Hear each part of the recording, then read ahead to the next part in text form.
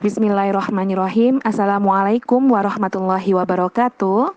Ibu-ibu yang berbahagia, pada kesempatan kali ini saya akan melanjutkan membaca buku tentang pengantar ulumul Quran halaman 148, yaitu tentang urut-urutan atau tertib surat-surat Al-Quran. 1. Pengertian surat dan hikmah pembagiannya. Pengertian surat ialah ta'ifatu mustaqillatu min ayatil Qur'an datu matla'i wa maqta'. Artinya, sekelompok atau sekumpulan ayat-ayat Al-Quran yang berdiri sendiri, yang mempunyai permulaan dan penghabisan. Al-Quran terdiri dari 114 surat yang tidak sama panjang dan pendeknya. Ada yang panjang, sedang, dan pendek. Yang terpanjang ialah surat Al-Baqarah yang terdiri dari 286 ayat. Sedang yang terpendek ialah surat Al-Kautsar yang terdiri dari 3 ayat. Yang menetapkan panjang dan pendeknya surat Al-Quran dan yang menentukan ayat-ayat yang menjadi awal atau akhir surat-surat Al-Quran adalah Allah sendiri, dan semuanya itu mengandung hikmah-hikmah yang tinggi. Di antara hikmah dan faedah Al-Quran dibagi ke dalam surat-surat ialah A. Untuk memudahkan umat Islam mempelajari, memahami, dan menghafalkan Al-Quran. B. Untuk menunjukkan topik pembicaraan, sebab tiap surat telah diberi nama dengan nama yang relevan dengan isi kandungan surat yang bersangkutan, seperti surat Al-Baqarah, surat Al-Jin, dan surat Yusuf, lalu sebagainya. C. Untuk menunjukkan bahwa mukjizat Al-Quran itu tidak terletak pada surat-surat yang panjang saja, tetapi juga surat-suratnya yang pendek bisa menjadi mukjizat. 2. Tertib surat-surat Al-Quran. Di kalangan ulama terdapat 3 pendapat mengenai masalah tertib surat-surat Al-Quran, ialah A. Tertib surat-surat Al-Quran seperti yang ada sekarang ini bukanlah taufiki, melainkan dari ijtihad sahabat Nabi. Pendukung pendapat pertama ini antara lain Imam Malik Al-Qadi Abu Bakar, Ibnu Faris di dalam Kitabul Khamsi juga mendukung pendapat ini, sebab ia menerangkan sebagai berikut, yang artinya menghimpun atau menyusun Al-Quran itu ada 2 macam. Pertama, menghimpun atau menyusun surat-suratnya seperti mendahulukan 7 surat yang panjang-panjang, kemudian diiringi dengan surat-surat yang terdiri dari 100 ayat jumlahnya. Maka ini adalah ditetapkan oleh para sahabat Nabi. Kedua, menghimpun atau menyusun ayat-ayat Al-Quran di dalam surat-surat. Maka hal ini ditetapkan oleh Nabi sesuai dengan yang disampaikan oleh Jibril dari perintah Tuhannya. Yang dimaksud as-sab'ut tawal atau 7 surat yang panjang-panjang ialah 1. Al-Baqarah, 2. Ali Imran, 3. Al-Nisa, 4. Al-Maidah, 5. Al-An'am, 6. Al-A'raf. Sedang yang 7 ada ulama yang mengatakan Al-Anfal bersama dengan Baroh, sebab antara surat Al-Anfal dan surat Baroh tidak dipisahkan dengan basmalah. Tetapi ada ulama lain yang mengatakan surat Yunus. Ulama yang mendukung pendapat pertama itu menggunakan dalil sebagai berikut. 1. Mushaf-mushaf para sahabat itu berbeda-beda di dalam tertib surat-suratnya. Sebelum Khalifah Utsman memerintahkan penghimpunan dan penulisan Al-Quran secara seragam.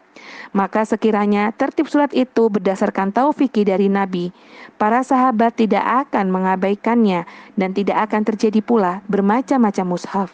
Sebagai ilustrasi dapat kami kemukakan sebagai berikut. Mushaf Ubay bin Ka'ab dimulai dengan Al-Fatihah, Al-Baqarah, An-Nisa, Ali Imran, dan seterusnya. Mushaf Ibnu Mas'ud dimulai dengan Al-Baqarah, An-Nisa, Ali Imran, dan seterusnya. Mushaf Ali disusun menurut urutan turunnya, masa turunnya. Maka mushafnya dimulai dengan surat Al-Alaq, Al-Mudassir, Al-Muzammil, Tabat, Tobat, Al-Takwir, dan demikian seterusnya sampai akhir surat-surat Makkiyah, kemudian surat Madaniyah. 2. Hadis yang diriwayatkan oleh Ibnu Ashtah dari Ismail bin Abbas dari Hibban bin Yahya dari Abu Muhammad Al-Quraish, ia berkata, Al-Qurasyi, ia berkata, mohon maaf saya ulangi, 2. Hadis yang diriwayatkan oleh Ibnu Ashtah dari Ismail bin Abbas dari Hibban bin Yahya dari Abu Muhammad Al-Qurasyi, ia berkata, yang artinya Utsman memerintahkan kepada para sahabat agar mengurutkan surat-surat yang panjang-panjang, kemudian ia menjadikan surat Al-Anfal dan surat Al-Taubah di dalam kelompok 7 dan surat yang ketujuh, dan ia tidak memisahkan antara Al-Anfal dan Al-Taubah dengan basmalah. Hadis ini senada dengan hadis yang diriwayatkan oleh Ahmad, Al-Tirmizi, Al-Nasai, Ibnu Hibban, dan Al-Hakim dari Ibnu Abbas. Ia berkata, artinya, aku berkata kepada Utsman, apakah yang mendorong engkau sengaja memasukkan surat Al-Anfal padahal ia termasuk Al-Matsani atau surat-surat yang di bawah 100 ayat jumlahnya, dan juga surat Baroah padahal ini termasuk Al-Mi'un atau surat-surat yang terdiri 100 ayat jumlahnya. Kemudian engkau gabungkan kedua ayat itu dan engkau tidak menulis antara kedua surat itu basmalah, dan engkau letakkan keduanya di dalam kelompok 7 surat yang panjang. Maka Utsman berkata, adalah Rasulullah turun kepadanya atau menerima surat-surat yang mempunyai bilangan ayat yang berbeda. Maka apabila turun wahyu kepadanya, ia memanggil sebagian penulis wahyu dengan pesan agar mereka meletakkan ayat-ayat ini dalam surat yang Nabi sebutkan nama suratnya ini dan itu. Dan adalah surat Al-Anfal itu termasuk fase permulaan dari surat-surat Madaniyah, dan surat Baroah termasuk surat yang akhir turunnya, sedang kisah yang ada pada kedua surat itu serupa. Maka saya kira surat Baroah itu masih bagian dari surat Al-Anfal. Kemudian Nabi wafat dan ia tidak menjelaskan kepada kami bahwa surat Baroah itu sebagian dari surat Al-Anfal. Karena itulah saya gabungkan kedua surat itu dan tidak saya tuliskan basmalah antara keduanya. Dan saya letakkan keduanya di dalam kelompok 7 surat panjang. Al-Zarqani di dalam kitabnya Manahilul Irfan fi Ulumil Quran 1:346 sampai 347 menerangkan bahwa dalil-dalil pendapat pertama itu bisa disanggah sebagai berikut. 1. Adanya hadis-hadis yang menunjukkan adanya taufiki dari Nabi sebagaimana yang dikemukakan oleh pendapat kedua nanti. 2. Adanya berbagai macam mushaf sahabat itu mungkin terjadi sebelum mereka mengetahui adanya taufiki dari Nabi, atau mungkin hanya terjadi pada beberapa surat yang tidak ada taufiki dari Nabi. Lalu yang ketiga, dalil mereka yang kedua itu hanya khusus untuk ketiga surat saja, yakni surat Al-Anfal, Al-Taubah, dan Yunus. Karena itu tidak bisa diterapkan untuk seluruh surat Al-Quran. B. 1. Tertib seluruh surat Al-Quran itu adalah berdasarkan taufiki dari Nabi. Seperti tertib ayat-ayat Al-Quran, tidak ada satu surat pun terletak di tempatnya kecuali dengan perintah Nabi. Alasan pendapat kedua ini ialah para sahabat telah mencapai konsensus atau ijma' atas mushaf yang ditulis pada masa pemerintahan Utsman, dan ijma' mereka tidaklah akan sempurna kecuali apabila tertib Al-Quran yang mereka telah sepakati itu berdasarkan taufiki. Sebab kalau tertib Al-Quran itu hanya hasil ijtihad para sahabat, maka para pemilik mushaf yang berbeda-beda itu akan berpegang dengan mushaf mereka masing-masing. Tetapi fakta menunjukkan bahwa mereka dengan sepakat mau menerima mushaf Utsman, membakar semua mushaf yang berbeda dengan mushaf Utsman sesuai dengan perintah Khalifah Utsman. 2. Surat-surat Al-Quran yang sejenis tidaklah selalu urut atau tertib letaknya. Maka sekiranya tertib surat-surat Al-Quran itu berdasarkan ijtihad, niscaya diperhatikan tempat surat-surat yang sejenis itu. Tetapi kenyataannya tidaklah demikian, sebab misalnya surat-surat Al-Musabbihat atau surat-surat yang dimulai dengan tasbih kepada Allah tidaklah disusun secara berturut-turut, melainkan diselingi. Misalnya surat Al-Jumu'ah dan surat Al-Taghabun yang keduanya dimulai dengan tasbihullah diselingi dengan surat Al-Munafikun. Demikian pula surat Al-Hasr dan surat Al-Saff yang dimulai dengan tasbih diselingi dengan surat Al-Mumtahanah, dan surat Al-Hadid dan surat Al-Hasyr yang juga dimulai dengan tasbih diselingi dengan surat Al-Mujadalah. Dan terbukti pula bahwa Tasimim As-Su'ara dan Tasimim Al-Qasas yang sejenis diselingi dengan Tasin. Abu Ja'far Al-Nahhas mendukung pendapat kedua ini.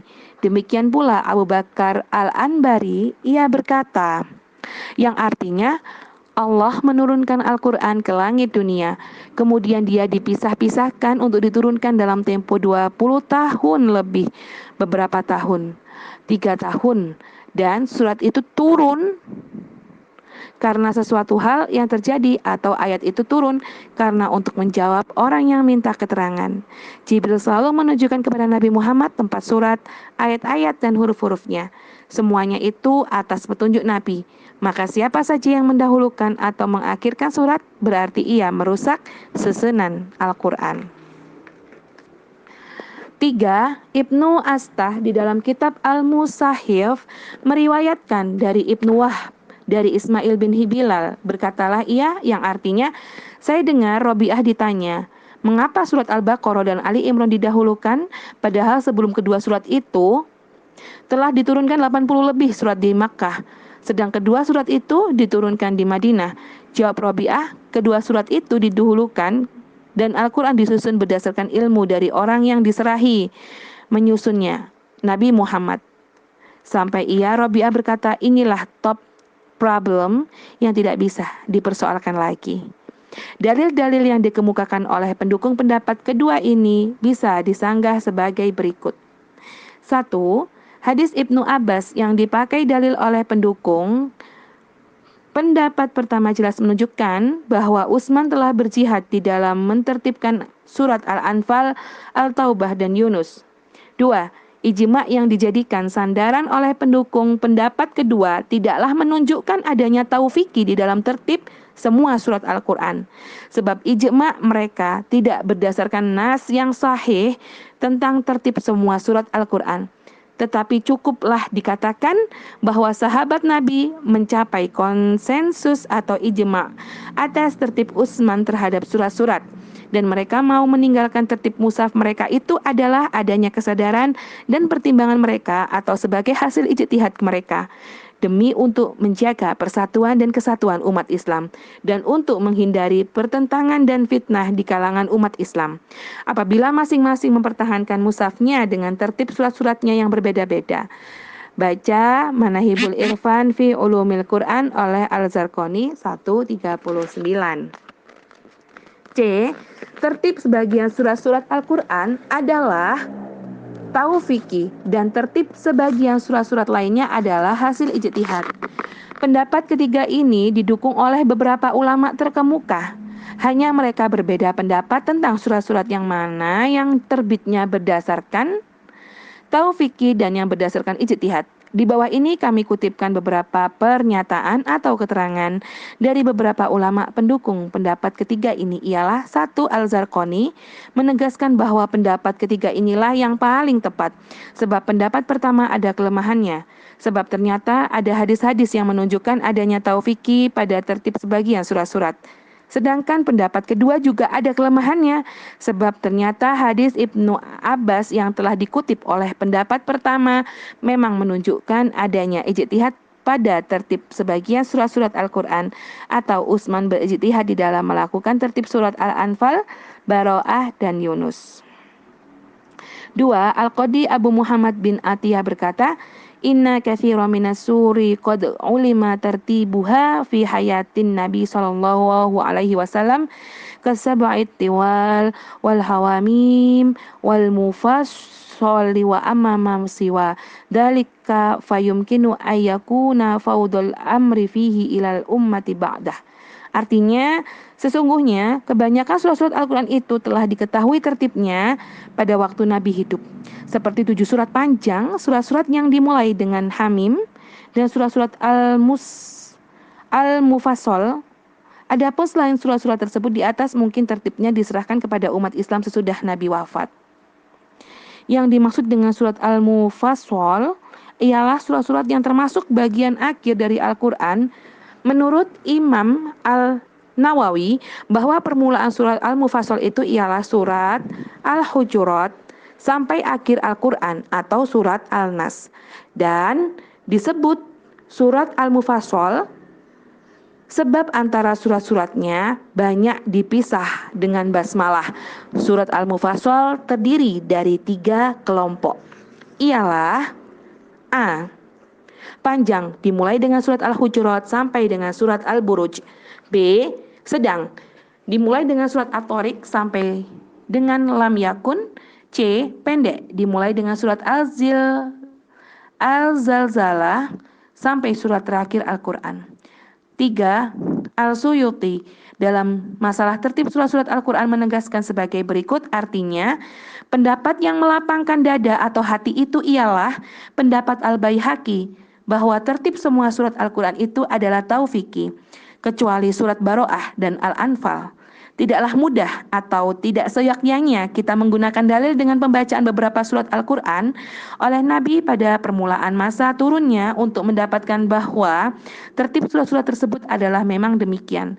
Maka demikian pula tidak ada hadis yang menetapkan keharusan membaca Al-Quran dengan tertib atau urut surat-suratnya itu tidaklah wajib. Boleh jadi Nabi membaca surat-surat Al-Quran dengan tertib itu hanya untuk menerangkan atau menunjukkan kebolehan saja hukumnya. Selain pendapat-pendapat ulama tersebut di atas, Al-Zarkashi di dalam kitab Al-Burhan berusaha mengkompromikan antara pendapat pertama dan pendapat kedua yang tampaknya kontradiktif dengan mengatakan bahwa ulama yang berpendapat tertib surat-surat Al-Quran berdasarkan taufiqi dan ulama yang berkata tertib surat-surat Al-Quran berdasarkan ijtihad itu sebenarnya tidak ada perbedaan yang prinsipil. Perbedaan antara kedua pendapat itu hanyalah perbedaan bahasa atau istilah saja, karena perbedaan sudut atau dimensi yang mereka perhatikan. Baca Manahilul Irfan fi Ulumil Quran 1/351. 3. Hukum menghormati tertib surat-surat Al-Quran. Kita umat Islam wajib menghormati tertib surat-surat Al-Quran yang telah tersusun di dalam Mushaf Utsmani sebagaimana yang dimiliki umat Islam. Terlepas dari persoalan tertib surat-suratnya berdasarkan taufiqi atau ijtihad, khususnya di dalam menulis mushaf haruslah tertib, sebab tulisan Mushaf Utsman itu telah mencapai ijma' sahabat, bahkan ijma' umat Islam seluruh dunia. Sedang ijma' konsensus itu sendiri bisa menjadi dalil hukum agama.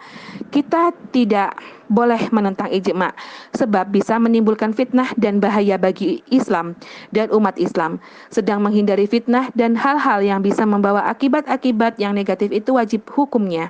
Sesuai dengan prinsip Islam, darul mafasid muqaddam ala jalbil masalih. Artinya, menghindari hal-hal yang bisa menimbulkan kerusakan itu harus didahulukan daripada menarik kebaikan-kebaikan. Mengenai tertib surat-surat Al-Quran dalam bacaan tidaklah wajib hukumnya, melainkan sunat. Kami kutipkan pendapat-pendapat dari beberapa ulama terkemuka. A. Imam Al-Nawawi dalam kitabnya Al-Tibyan menjelaskan antara lain sebagai berikut. Para ulama berpendapat bahwa sebaiknya orang membaca Quran menurut tertib Mushaf Utsman. Maka mulailah ia membaca surat Al-Fatihah, kemudian Al-Baqarah, kemudian Ali Imran, dan seterusnya, baik di waktu sholat atau di luar sholat. Sebagian Ashabul Syafi'i menganggap sunat orang membaca surat-surat secara urut menurut tertib Mushaf, dengan alasan bahwa tertib Mushaf itu dibuat karena ada hikmahnya.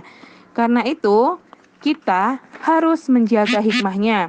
Kecuali kalau dalil syara atau agama yang mengecualikannya. Misalnya hadis Nabi yang menerangkan bahwa Nabi pada waktu sholat subuh hari Jumat dan rakaat pertama membaca surat As-Sajdah dan pada rakaat kedua membaca surat Hal ata alal insan. Sholat id pada rakaat pertama membaca surat Qaf dan pada rakaat kedua membaca Iqtarabatis Sa'ah. 2 rakaat fajar, pada rakaat pertama membaca surat Al-Kafirun dan pada rakaat kedua membaca surat Al-Ikhlas.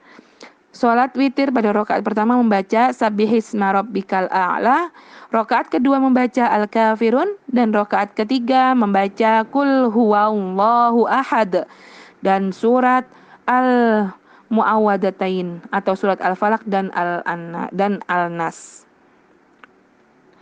Apabila orang membaca Al-Quran tidak urut menurut tertib Mushaf Utsman, boleh saja, tidak dilarang oleh agama. Sebab banyak asar sahabat yang menunjukkan kebolehan membaca Al-Quran tidak berurutan suratnya. Misalnya Umar bin Al-Khattab membaca pada waktu sholat subuh surat Al-Kahfi pada rakaat pertama dan surat Yusuf pada rakaat kedua. B. Sebagian ulama tidak suka atau tidak setuju membaca Al-Quran tidak sesuai dengan tertib mushaf, sebagaimana diriwayatkan oleh Ibnu Abu Dawud dari Al-Hasan, dan juga dengan sanad yang sahih, Ibnu Abu Dawud meriwayatkan dari Ibnu Mas'ud radhiyallahu an, ketika ia diberitahu ada orang membaca Al-Quran dengan terbalik atau tidak urut suratnya, lalu berkatalah ia, ma'kusul qalbi, ia orang yang terbalik hatinya. C. Membaca surat Al-Quran dari akhir sampai awal surat itu dilarang keras oleh agama, sebab pembacaan semacam itu bisa melenyapkan sebagian mukjizat Al-Quran. Ibnu Abu Dawud meriwayatkan bahwa dua imam besar, yakni Ibrahim al-Nakhai dan Malik bin Anas, tidak suka pembacaan surat Al-Quran yang dibalik ayat-ayatnya. Imam Malik sangat mencelanya dan memandangnya sebagai suatu kesalahan yang berat. Adapun mengajarkan Al-Quran kepada anak-anak yang dimulai dari bagian akhir mushaf, kemudian pindah ke bagian awal mushaf, tidak dilarang bahkan dipandang baik atau metodenya, sebab dapat memudahkan bagi anak-anak untuk menghafalnya. Demikian pembacaan buku pengantar ulumul Quran dari halaman 148 sampai 159. Terima kasih. Demikian, mohon maaf yang sebesar-besarnya. Wassalamualaikum warahmatullahi wabarakatuh.